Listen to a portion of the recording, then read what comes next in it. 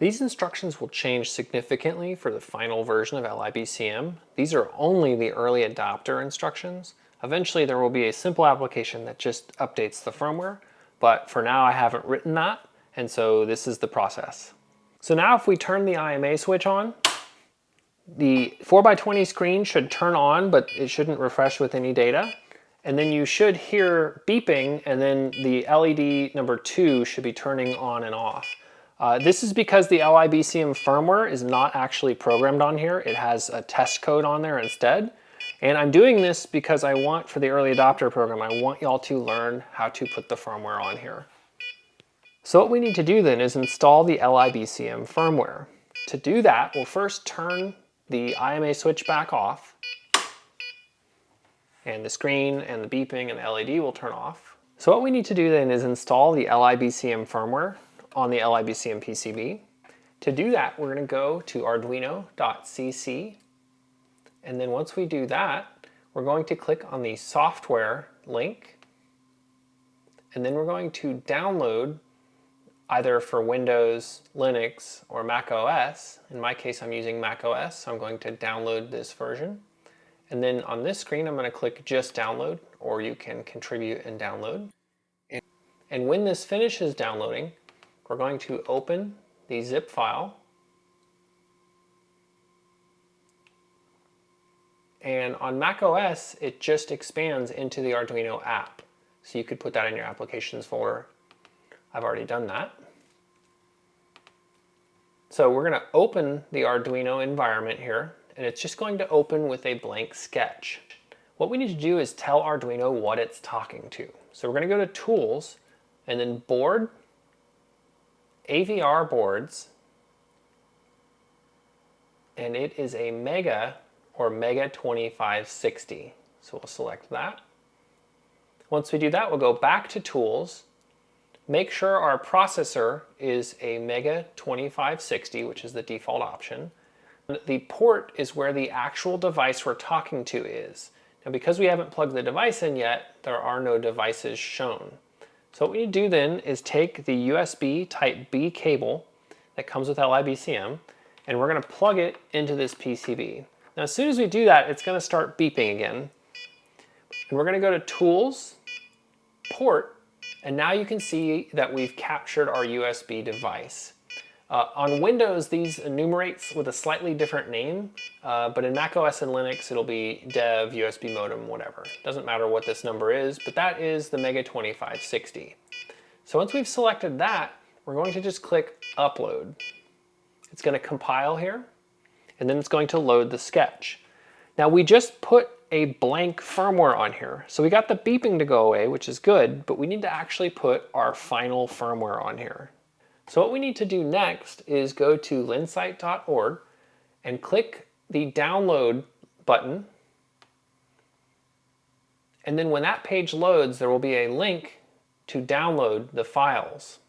Now during the early adopter program, that link is going to take you to a GitHub page. And there's a lot going on, but you don't need to be worried about it. All we're going to do is click Code and then Download Zip. And when we do that, it's going to download the files for LiBCM. And so now if we go on the desktop, we can expand the zip file. And then we're going to open the folder, go to Firmware, MVP. Don't be alarmed by the number of files in the MVP folder. We're only going to use 2 of them. The first one is the config.h file. If you have a stock IMA system besides LiBCM, then you don't need to change anything inside of this file. So if you have the plus 40% current hack installed, we're going to open config.h with any text editor, and we're going to search for the line that says choose one of the following. And then below it, it's going to have set current hack and then values, 0%, 20, 40, and 60%. So if you have the plus 20 or plus 40% current hack installed, then we need to comment out the 0% with 2 forward slashes, and then we need to uncomment. If we have the 40% current hack, we will uncomment this by deleting these 2 slashes. If you have the 20% current hack, then you will delete that comment. Only one of these can be selected. So in this case, this car has a 40% current hack, so we're going to do this. Again, if you don't have a current hack, you don't need to change anything in config.h. Next, we're going to scroll down to mvp.ino and double click on that, and it will open inside of Arduino.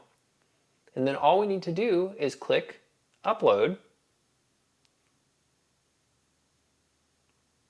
And you can see the upload happening here. And then as soon as this is done, the 4x20 screen is going to turn off.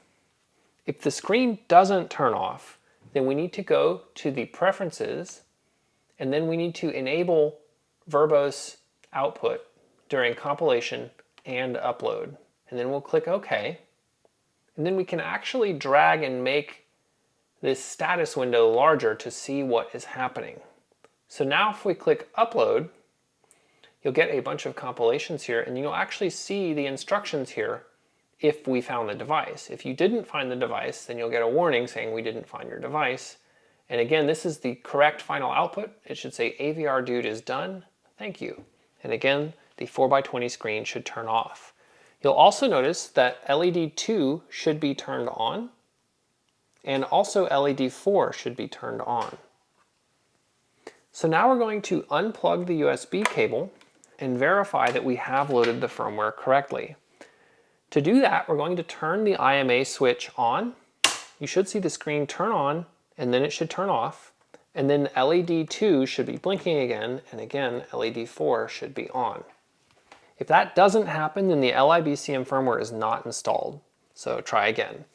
If LED 2 is blinking, then next we should see if the grid charger is working properly.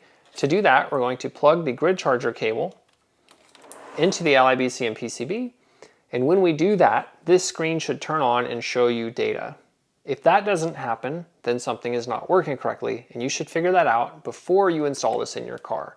So before we put it in the car, we're going to unplug the grid charger, the screen will turn off, and then we're going to turn the IMA switch back off. And when we do that, LED 2 will stop blinking. Remember that this 4x20 screen is only for the early adopter period. For the general release, we're going to replace it. So what we'll do in the general release, just so you know, is we'll unplug this cable. We don't need to remove it. We can just leave it wherever it's been installed.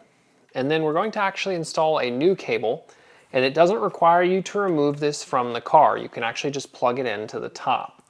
And so once this is released, we will just plug in a locking connector, and then we will now have a touch screen. Of course, this cable will be much longer. I haven't even started writing the firmware for this. But if we turn this on, you'll see the screen turn on, and then it will turn off because we haven't programmed anything. So this is a touch screen, and the final version will be slightly larger, and it will be able to show us all of the cell voltages, and you'll actually be able to configure LiBCM